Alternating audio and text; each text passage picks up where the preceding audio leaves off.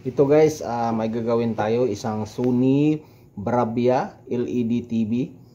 Ang naging problema daw nito guys ay lalabas ang kanyang logo na Sony ng 3 beses, tapos wala na siyang display guys. Bigla na lang daw mawawala yung Sony, tapos magbi-blink na lang yung kanyang red indicator light. So try natin siyang i-power on guys. Ayan, naka-plug in na siya. So ito sa remote. So ayun, umilaw yung kanyang indicator light na green. So ayun, lumabas ang Sony guys. Nawala. Lumabas na naman ulit. Nawala na naman. Ayan, lumabas na naman. Tapos so ayun na siya guys, nawala na siya. So nagbi-blink na lang yung kanyang indicator light guys. Ayan, nagbi-blink na lang siya. Naalala nyo dati guys, may ginawa ako na ganito, Sony rin. Ganito ang sakit niya, yung problema niya, ganito.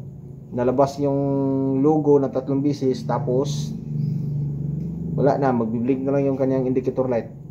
Sakit talaga ito ng mga Sony. Ito talaga yung mga sakit niya. So tara, buksan natin. Yung pinaka model number niya, KLB32R32C. So buksan ko muna guys.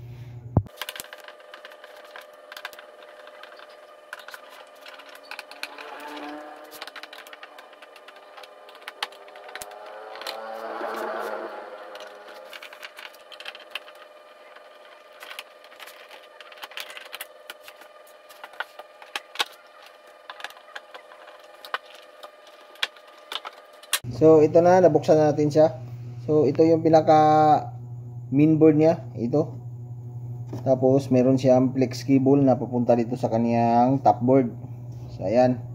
Tapos ito, dalawang speaker. Kapag ganitong sakit guys o problema ng Sony na lalabas ang kaniyang logo, tapos hindi siya magtuloy sa kaniyang display at magbi-blink na lang yung kaniyang indicator light, may problema yun sa kaniyang backlight guys, doon sa loob, dito sa loob ng TV. Backlight error rin siya guys, ang tawag doon. So dito tayo mag-focus sa kaniyang IC guys, ito. Kasi ito yung kaniyang backlight, ito. Yung wire na ito ay papunta doon sa loob. Ito yung papunta doon sa kaniyang backlight. Nagpo-protect yun siya guys, kasi meron siyang nadidetect na problema doon sa loob ng kaniyang backlight. Baka may pundi doon sa loob, or may isang lead doon na bumaba ang kaniyang voltahe. Kaya itong IC na ito ay nagpro-protect. So ang technique dito guys ay dadayain natin yung kaniyang protect. Dadayain natin siya. So ito yung gawin natin guys, tignan nyo. So ito yung gawin natin guys, gagamitan natin siya ng 10K na resistor. Ayan, 10K na resistor. I-connect natin dito sa kaniyang pin 31 dito sa IC. Connect natin sa pin 31 dito, tapos i-connect sa ground. So ito yung gagawin natin ngayon guys. Ito yung mga technique na gagawin natin. So ihinang ko muna siya guys dito sa ground.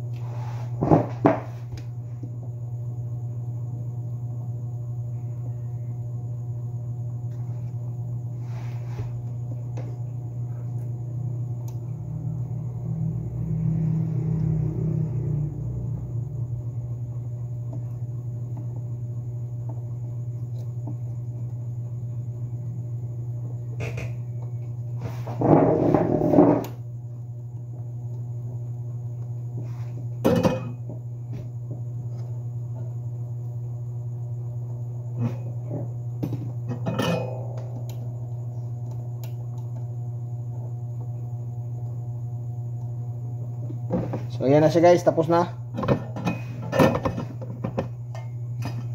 So i-try natin siya guys. Plug in natin.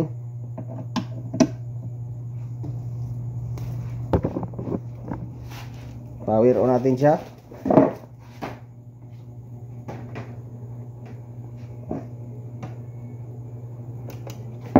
Ayan, tingnan natin kung ano ang display niya.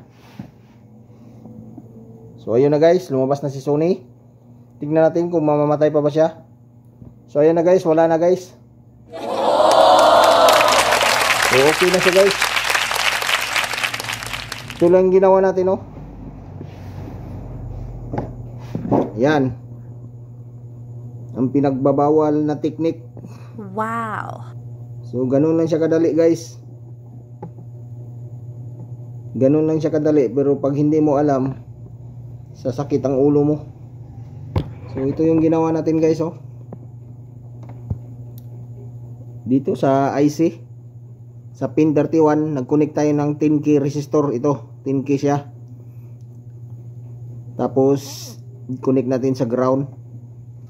So ngayon ito na yung display niya. So ayan, hindi na siya nawala. So try natin siyang patayin ulit.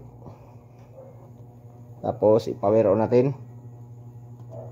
Tapos tignan natin kung anong display niya. So ayun, lumabas si Sony. Tignan natin kung tuloy-tuloy na ba. So ayun, nagtuloy na siya guys. So okay na guys.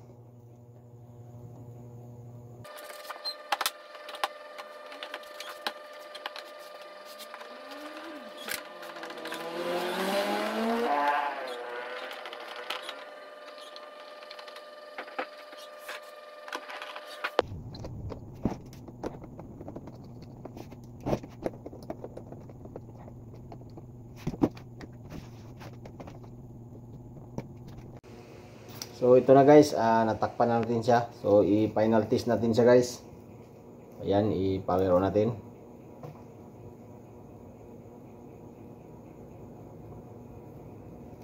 So ayan, lumabas na si Sony.